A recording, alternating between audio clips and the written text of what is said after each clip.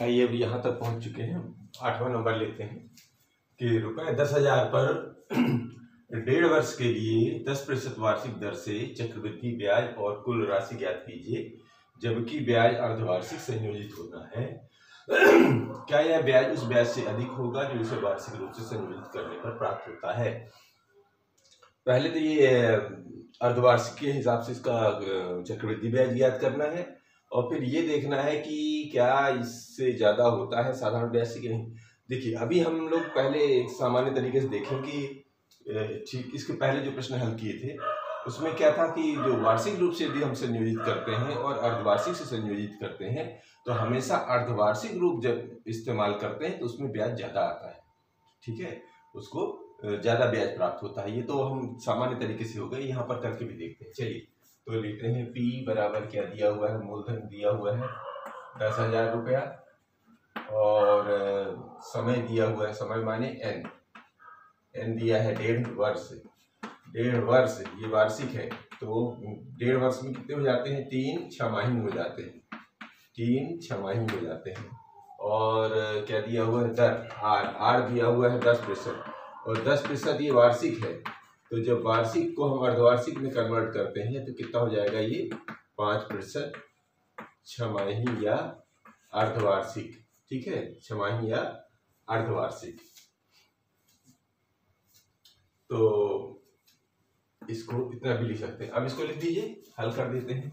सो A बराबर होता है P 1 धन R माने R की जगह R बटे 100 की पावर n। A की जगह है 10,000 रुपया, एक धन दर माने 5 बटे 100 घाते n की जगह 3 छमाही आ जाएगा, ठीक।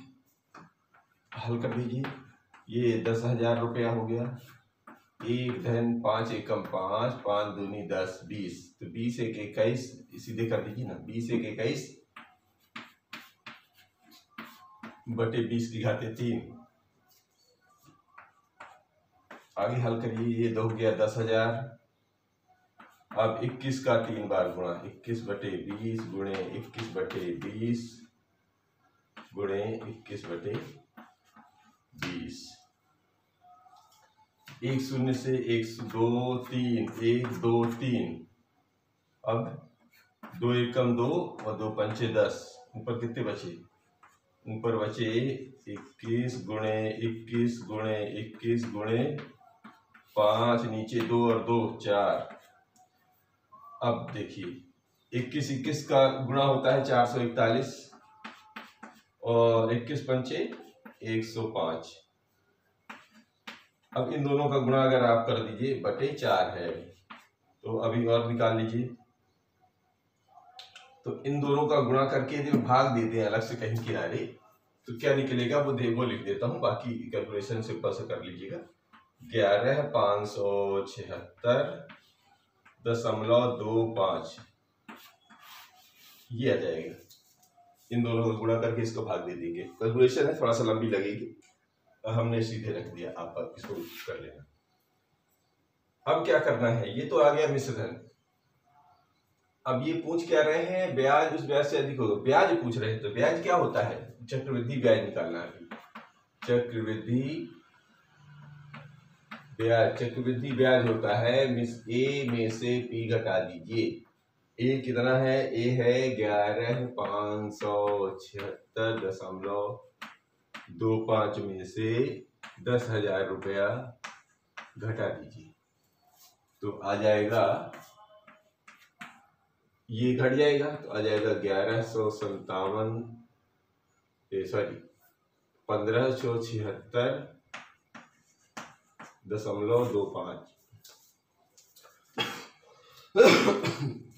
ये तो हमारा चक्रवृद्धि ब्याज आएगा। चक्रवृद्धि ब्याज संयोजित कर, क्या यह ब्याज उस ब्याज से अधिक होगा। पहले हम लोग दूसरे सवालों में हल कर चुके हैं कि जो अर्धवार्षिक वाला जो ब्याज होता है वो वार्षिक वाले ब्याज से ज्यादा पड़ता है, तो यह है अधिक होगा। तो हाँ यह है ब्याज वार्षिक संयोजित ब्याज से अधिक होगा। यह ब्याज वार्षिक संयोजित ब्याज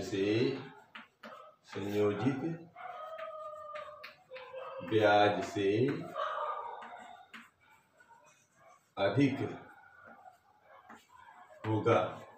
ये अभी पिछले सवालों में हम लोगों ने हल कर लिया था, तो ये इसको हम सीधे इसमें रख देते हैं। अब लेते हैं 9वां नंबर। अब लीजिए, यदि राम ने 4096 रुपया 18 महीने के लिए 12.5%, अब की बार थोड़ा सा दर जो है सही बटे में दिया हुआ है, उससे परेशान नहीं होना, वार्षिक दर पर उधार देता है और ब्याज दर अर्धवार्षिक संयोजित होता है, तो ज्ञात कीजिए कि राम कुल कितनी राशि प्राप्त करेगा। यानी कि मिश्रण पूछ रहे हैं, तो जो जो दिया है वो आप लिखते चले। तो क्या दिया हुआ है, पी दिया हुआ है यहाँ पर 4096 और एन दिया हुआ है, एन मान समय दिया हुआ है 18 माह। 18 माह का मतलब होता है 3 छमाही। और वहां पर ध्यान देना है, दर पर ध्यान दीजिए। दर माने कि आर हो गया, ये दिया हुआ है 12.5%। 12.5 का मतलब हो गया 12 दूनी 24, 25/2%। ये तो है वार्षिक, ये क्या है वार्षिक। तो अर्धवार्षिक में बताने के लिए क्या करेंगे, 25/2 और नीचे एक और 2, यानी 25 या ऐसा कर लीजिए 25 × 1/2 करना, आधा हो जाएगा, तो हो जाएगा 25/4% अर्धवार्षिक।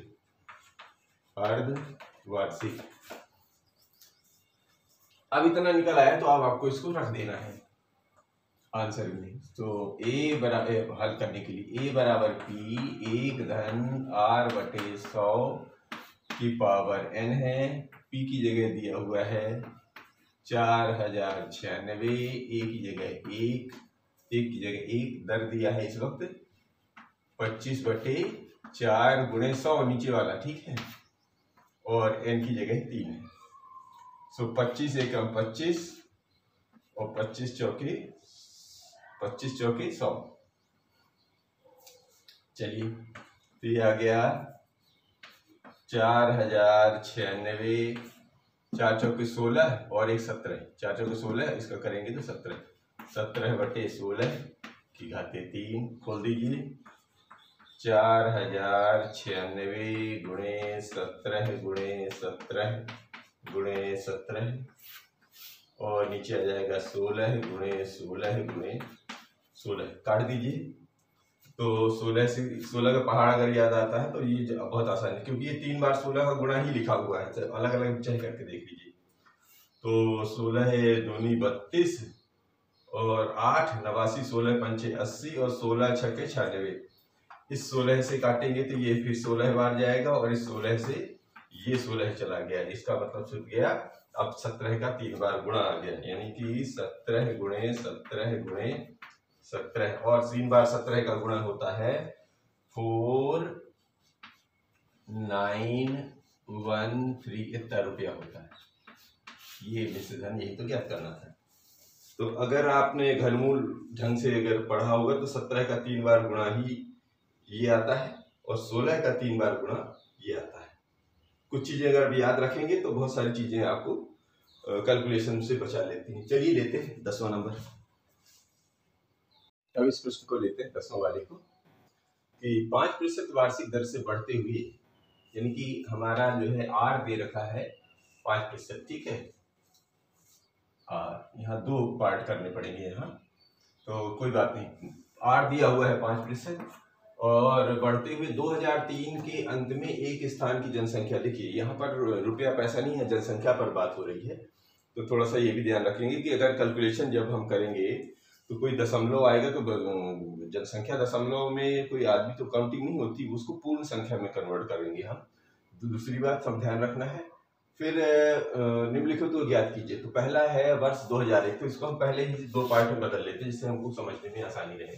तो ये जो पहला लिखा हुआ है वर्ष 2001 में जनसंख्या, अब दिया तो वो 2003 के अंत में है जनसंख्या, ये 2003 के अंत में। जैसे कि वहां पर हम लोग कह रहे थे कि माना कि मूलधन पी मिश्रधन हमेशा क्या बोलते हैं, मूलधन दिया रहता था, मिश्र धन निकालना पड़ता। तो यहाँ उल्टा दिया हुआ है, यहाँ थोड़ा सा क्या मिश्र धन 2003 के अंत में, यानी ब्याज जुड़ के आया हुआ है। एक तरह समझ लीजिए कि वो 2001 की जनसंख्या में 2002 और 3 दोनों मिल के आई हुई है, ये ध्यान रखना है। तो हमको पुराना ज्ञात करना है, यानी कि पी को मानना है। तो माना कि 2001 में जनसंख्या क्या है, 2001 में जनसंख्या कितनी है, पी है, ये मान लेते हैं, ठीक है। और 2003 यानी कि समय कितना हो जाए, तो 1 से 3 के 2001 और 2003 के बीच में कितना साल का अंतर हो गया, वर्ष, तो आ जाएगा n बराबर 2 वर्ष। यही हुआ ना दोनों के बीच में गैप। और P मान लिया है, तो A जो ऑलरेडी दिया हुआ है ये, यानी कि 54,000 रुपए, 54,000 व्यक्ति ये जनसंख्या दी है, रुपया नहीं है यहाँ पर। तो बस सीधे कर दीजिए, हम सूत्र लगा देंगे, A बराबर P 1 धन R बटे 100 की पावर n। अब यहाँ पर पहले P दिया रहता था, अब की बार ये उल्टा दिया हुआ है, तो कोई बात नहीं, लिख दीजिए 54,000 बराबर P 1 धन R कितना है, 5% वार्षिक, ये देखिए 5 बटे 100 की घाते 2, क्यों, क्योंकि 2 साल का अंतर है। तो 5 एकम 5, 5 दूनी 10, तो 20 एकम 20 एक 21, यानी कि P इंटू 21 बटे 20 की घाते 2, इधर आ जाएगा 54,000। अब हमको क्या करना है, सबसे पहले P ज्ञात करना है, तो इसको उल्टा कर दीजिए। सो P बराबर हो जाएगा, ये जो है इसके साथ गुणा हो जाएगा, तो ये हो जाएगा 54,000, और चूंकि घात 2 बार है तो हम यहीं पर इसको 2 बार कन्वर्ट कर देते हैं, और 21 का गुणे 21 कर देते हैं, ठीक। अब अगर इनका यहाँ कहीं किनारे कैलकुलेशन करेंगे, आपको कितना आता है, 48,979.59 ऐसे आएगा। अब चूंकि जनसंख्या हमें निकालनी है तो हम इसको राउंड फिगर में लेंगे, क्योंकि अगर दशमलव के बाद 5 के या 5 से ऊपर की संख्या होगी तो इसको आखिरी वाले अंक को आगे बदल देते हैं, बढ़ा देते हैं, और अगर 5 से कम आता है तो पीछे ले लेते हैं। ये हमारे गणित का कुछ नियम होते हैं। तो अब हम इसको राउंड फिगर में बदलते हैं, तो 48,979 से ये बन जाएगा 80, इतने जो है हमारे P आ जाएंगे, ठीक है। यानी P माने 2001 की जनसंख्या आ गई। अब दूसरा ये कह रहे हैं कि 2005 में, फिर यही 2005 में कितने का अंतर आएगा, 2003 से 2005 के बीच में भी, यहाँ पर लिख दीजिए दूसरा, 2003 से 2005 की अवधि कितनी हो जाएगी, n बराबर, इसमें भी 2 वर्ष हो जाएगा। और अब की बार P, अब जो P होगा, जो पहले देखिए 2001 में था ये, अब 2003 में ये जनसंख्या हो गई, तो ये अब हमारा जो P हो जाएगा वो कितना हो जाएगा, क्योंकि 2003 को बेस ले रखे हैं। अब किसको बेस ले रखे हैं, 3, और 2003 में ही ये जनसंख्या थी, तो ये हमारा P हो जाएगा। कितनी जनसंख्या होगी, तो P निकला है, N निकाला है, और R तो पहले से दिया ही हुआ है 5%, इसमें चेंजेस नहीं हो रहे हैं, बस आपको हल कर देना है। सो A बराबर P 1 धन R बटे 100 की पावर T, सॉरी T की जगह हम लोग N इस्तेमाल कर रहे हैं, तो अब A निकाल लेना है। तो P की जगह हो जाएगा 54,000, 1 धन R अभी भी 5 है बटे 100, और समय अभी भी 2 वर्ष निकल रहा है। तो शुरू कर देते हैं, 5 एकम 5, 5 दूनी 10, 20, वही आ गया 54,000 में 20 एकम 20, 21 गुणे 21 बटे 20 गुणे 20, जगह हम एक लाइन निकाल बचा लेते हैं, घाते 2 की जगह, ठीक है।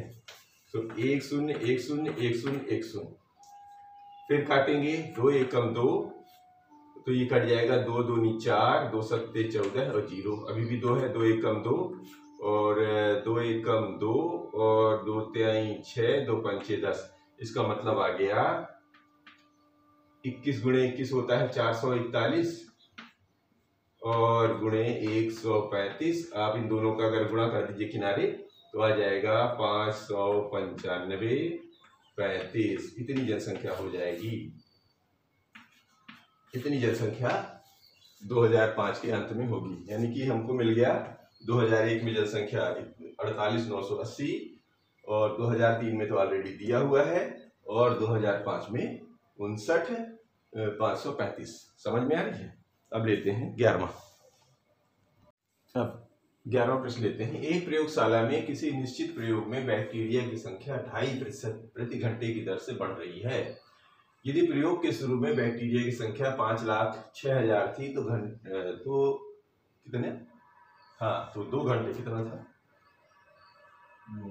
तो 2 घंटे के अंत में थी, तो 2 घंटे के अंत में बैक्टीरिया की संख्या ज्ञात कीजिए। ये देखिए यहाँ पर क्या क्या दिया हुआ है। यहाँ पर दिया हुआ है ए जो दिया हुआ है, ए दिया है 5,06,000 और टाइम 2 घंटे दिया है, यानी कि एन दिया है 2 घंटे का और दर दिया है यानी आर दिया है 2.5। 2.5 को बदल दीजिए तो 2.5 को हम लिख सकते हैं 2 से 1/2, 2 दूनी 4, 5/2%। ये हो गया। तो अब हल कर दीजिए, बस वही है। ए बराबर पी लगा के तो ये बैक्टीरिया की संख्या निकल आई। तो बस और कोई तरीका नहीं है। ए बराबर पी 1/r/100 पावर n। जो जिस भाषा में पूछे उसी भाषा में आपको जवाब देते रहना है। तो ये हो गया 506 300 1/r की जगह कितना लिखना है 5/2 और नीचे ये 100 पहले से है, ठीक है। और n की जगह लगा देने हैं 2। गुणा कर दीजिए। यहाँ पर 5 एकम 5, 5 दूनी 10, 20 हो जाएगा। तो हो जाएगा 506,000 गुणे 20 दूनी 40, 1 और 1 41, 41/40 हो जाएगा। ठीक है। तो अब क्या करना है 506,000 गुणे 41/40 गुणे 40, 1 0 से 1 0, 1 0 से 1 0, ठीक है। 4 से काट दीजिए। 4 एकम 4, 4 एकम 4 और 2 20 नहीं, 4 से नहीं 2 से ही जाएगा। 2 दूनी 4, सो 25 दूनी 50, 2 3 6। अब देखिए ये विषम संख्या होगी, सम संख्या। तो करना क्या है 41 में 41 का गुणा करके और 453, 41 गुणे 41 गुणे 253, 4 दूनी 8। अगर आप इन सब का गुणा करके थोड़ा टाइम ज़्यादा लगेगा, मैं सीधा सीधा लिख दूं तो ज़्यादा बेटर पड़ेगा। आप इसको कर लीजिएगा। 53 1 616.25 ये हमारा आ गया। आप चूंकि बैक्टीरिया की संख्या ज्ञात करना है तो दशमलव को हटा के आप ऐसा भी लिख सकते हैं 53 16 और 16, ये बैक्टीरिया की संख्या हो जाएगी। दशमलव हटा दीजिए तो आपकी संख्या निकल आएगी। इसमें चूंकि बैक्टीरिया दशमलव में नहीं काउंट करने, ठीक है। तो अगला लेते हैं। अब इस प्रश्न को लेते हैं 12वां नंबर। एक स्कूटर 42,000 रुपए में खरीदा गया और 8% वार्षिक दर से इसके मूल्य का अवमूल्यन हो गया। 1 वर्ष बाद स्कूटर का मूल्य ज्ञात कीजिए। अभी देखिए चक्रवृद्धि ब्याज में क्या कर रहे थे हम लोग, हमेशा जोड़ के पढ़ रहे थे। अब अवमूल्यन जब होता है तो वहां धन की जगह ऋण हो जाता है। अवमूल्यन को हम लोग एक शब्द आगे कहीं मिलेगा, अभी आप जो घसारा शब्द भी इस्तेमाल होता, मतलब कम हो रहा है, उसका रेट कम होगा। क्योंकि शोरूम के बाहर जब कोई चीज आ जाती है तो हर साल उसका रेट कम करते हैं, जब मूल्यांकित करते हैं तो कम उसका रेट लगाते हैं। तो इसमें दिखा रहा है कि 8% दर से इसका जो है अवमूल्यन हो रहा है। तो काम कर दीजिए, बहुत आसान है।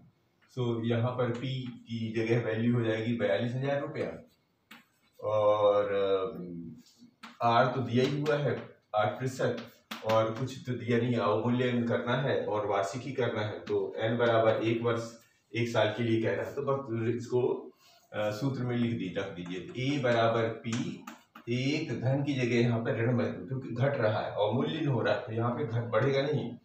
चक्रवृद्धि ब्याज में बढ़ता है, यहाँ पर रेट गिरेगा, अवमूल्यन होगा। बस इतना ध्यान रखना है, बाकी सब वही है। कहते n 1 साल का निकालना है तो 1 लिख दीजिए, अगर ज़्यादा साल का पूछता तो ज़्यादा लिख देते। तो ठीक है जी, शुरू करते हैं। तो ये हो जाएगा 42,000 और इसको काट दीजिए एक बार, 4 दूनी 8 और 25 चौके 100, तो 25 एकम 25 में से 2 घटा दीजिए तो हो जाएगा 23/25। बस अब खोल दीजिए, एक ही बार का है तो इसमें ज़्यादा कुछ करना नहीं, यहीं पर आप आसानी से गुणा भाग कर लीजिए। ये हो गया 23, ये हो गया 25। शुरू कर देते हैं, तो 5 से शुरू करेंगे तो 5 × 5 = 25, तो 5 × 8 = 40, 20 बना, 5 चौके 20 और ये बना 2 शून्य। अभी भी 5 है तो 5 से कर दीजिए, 5 एकम 5 और इधर करेंगे तो 5 एकम 5, 3 से 34, 5 छः 31 और 40, 5 8 40 और शून्य, यानी आ गया 1680 × 23। इन दोनों का गुणा कर दीजिए तो आ जाएगा 38,640 ये रुपया आ जाएगा। यानी कि 42,000 वाला रुपया वाला स्कूटर अब 1 साल में आप को 38,640 रुपया में बिकेगा। ये आपको ध्यान रखना है। ये हो जाता है पाठ समाप्त हमारा। अगले लेते हैं अगले वीडियो में।